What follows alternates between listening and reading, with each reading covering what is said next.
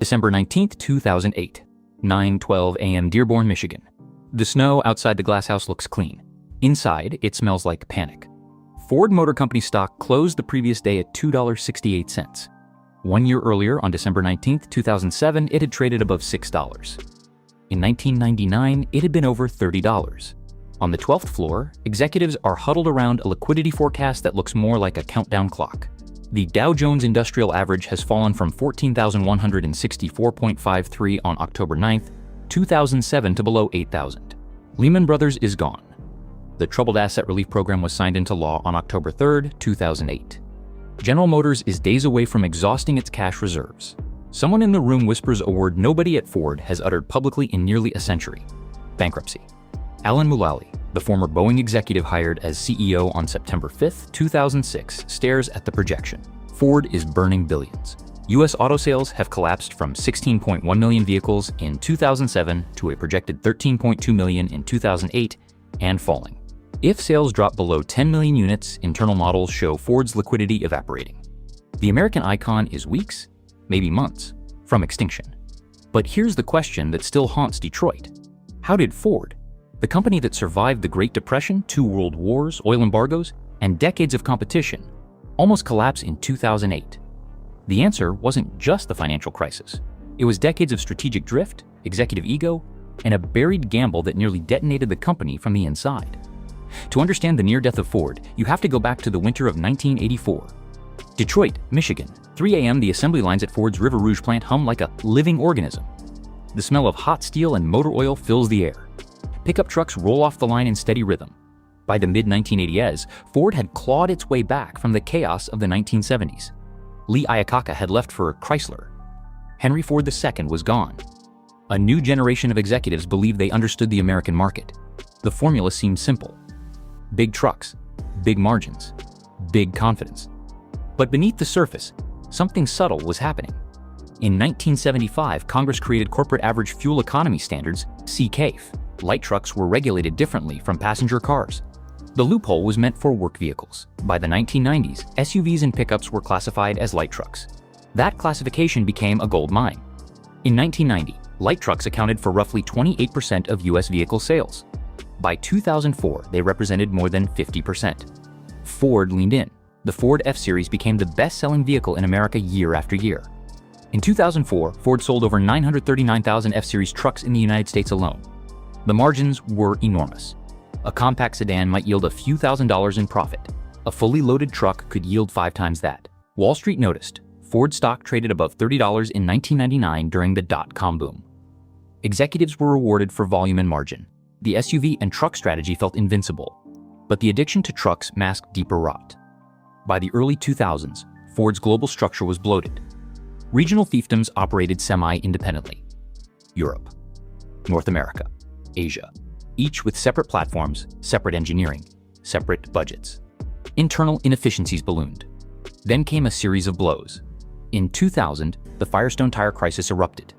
On August 9, 2000, Ford announced the recall of 6.5 million Firestone tires linked to fatal rollover accidents involving the Ford Explorer.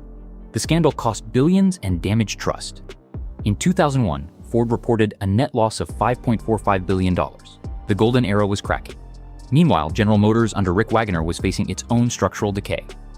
By 2005, GM would report a $10.6 billion loss. In 2007, GM's losses ballooned to $38.70 billion, the largest annual loss in U.S. corporate history at the time. Detroit wasn't just competing with Japan, it was competing with its own arrogance. And Ford was no exception. In 2005 and 2006, Ford North America was hemorrhaging cash. Market share was shrinking. Pension obligations were massive. Healthcare costs for retirees weighed heavily on the balance sheet. The company needed a radical reset. On September 5, 2006, Bill Ford Jr. stepped aside as CEO and brought in Alan Mulally from Boeing. Mulally arrived with an outsider's perspective and a disturbing realization. Ford had too many brands: Jaguar, Land Rover, Volvo, Aston Martin, Mercury. Each one consuming capital, each one diluting focus. On December 5, 2006, Mulally executed the move that would later define his legacy. He secured $23.5 billion in loans by mortgaging nearly every major Ford asset, including the iconic blue oval logo. At the time, critics called it reckless. But Mullally had seen the sales forecasts. He understood that US auto sales were fragile. What he couldn't fully predict was how fast they would collapse. On October 9, 2007, the Dow hit 14,164.53. 5 months later, Bear Stearns was sold to JP Morgan for $2 per share on March 16, 2008. By September 15, 2008, Lehman Brothers filed for bankruptcy. Credit markets froze. Auto loans became harder to secure. Consumers stopped buying.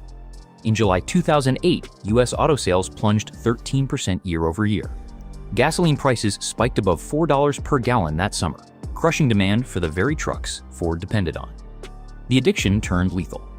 Ford F-Series sales dropped from 791,600 units in 2007 to 515,500 in 2009. Revenue evaporated. Ford reported a staggering $14.7 billion net loss in 2008. The company burned through $21 billion in cash that year. By late 2008, Ford's cash reserves were around $13 billion, barely enough to survive if the market worsened.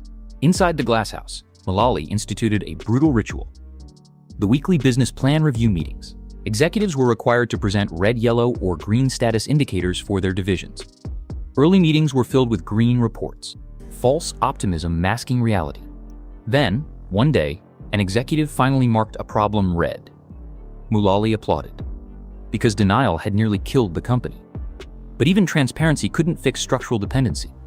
Ford's business model relied on selling high-margin trucks to a credit-fueled middle class. And that middle class was collapsing. Median household net worth would drop nearly 39% between 2007 and 2010, according to Federal Reserve data. Unemployment hit 10.0% in October 2009. The American dream, home ownership, steady wages, upward mobility, was fracturing, and Ford was exposed. On December 2, 2008, Ford executives testified before Congress alongside GM and Chrysler, seeking access to federal loans. The optics were humiliating. Detroit CEOs arriving in private jets had already enraged lawmakers during earlier hearings in November. Mullally drove to Washington in a hybrid. Symbolism mattered. Ford requested a $9 billion line of credit from the government, but crucially, never drew on it. Because of the 2006 mortgage deal, Ford had liquidity when GM and Chrysler did not. On June 1, 2009, General Motors filed for Chapter 11 bankruptcy. Ford survived. But survival was razor thin. Here's the buried corporate sin. Ford's near collapse wasn't caused solely by Wall Street. It was caused by strategic complacency.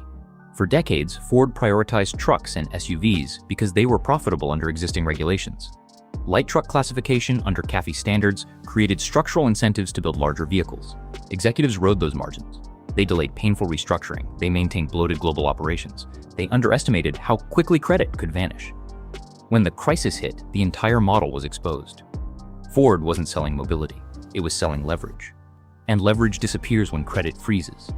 The God complex of Detroit executives, believing the F-Series would sell forever, blinded them to macroeconomic fragility. Mullally's mortgage gamble bought time. But it was time purchased on the edge of a cliff. Had the crisis lasted longer, had US sales fallen below 9 million units, had credit markets remained frozen into 2010, Ford likely would have followed GM into bankruptcy. Instead, something else happened. On July 1, 2009, the new GM emerged from bankruptcy, shedding brands and liabilities. Ford, bruised but intact, marketed itself as the automaker that didn't take a bailout. That narrative became powerful. Ford stock rebounded to over $15 by January 2011. The company reported a $6.6 billion profit in 2010, the largest in more than a decade. But the structural lesson lingered. Focus, efficiency, fewer brands, more global platforms. The One Ford strategy streamlined operations. Jaguar and Land Rover were sold to Tata Motors in March 2008. Volvo was sold to Geely in March 2010. Mercury was discontinued in 2010. The empire shrank to survive. Today, the River Rouge complex still builds trucks. The F-Series remains America's best-selling vehicle, but the ghosts of 2008 remain embedded in every earnings call. Because Ford learned the hard way that dominance can evaporate in months. That margin dependency can become a trap. That credit is oxygen, and it can vanish overnight. Some factories closed permanently during the recession. Some communities never fully recovered. Alan Mullally retired as CEO on July 1, 2014, widely credited with saving the company. He didn't walk away from a ghost town. He walked away from a company that had stared into the abyss and stepped back. But the abyss never truly disappeared, because the same structural incentives still exist. High-margin trucks, consumer debt, credit dependence. If the American consumer falters again, if leverage tightens, if credit dries up, the pressure returns. Ford survived 2008 not because it was invincible, but because it mortgaged its soul before the storm hit. And that decision, made quietly on December 5th, 2006, may have been the only reason the Blue Oval still exists. Next time, we uncover what would happen if the storm comes back.